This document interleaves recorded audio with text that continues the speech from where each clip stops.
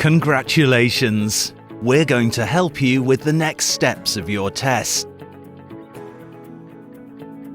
After receiving your confirmation email, please find the link to your submission form. You will be asked for a submission code. This can be found on your confirmation email. Fill out all of your details on the remainder of the submission form. Click Download Printout. Print out your submission form. Cut along the line at the bottom of your form. Send us the bottom slip of paper containing your bespoke customer identification code. Extract between 8 to 10 hairs for testing. Please clearly label all your sample bags with each person's name. Send your sample and form to this address.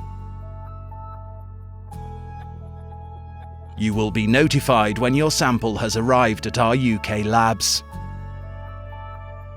Your results will then be emailed to you when your sample has been tested.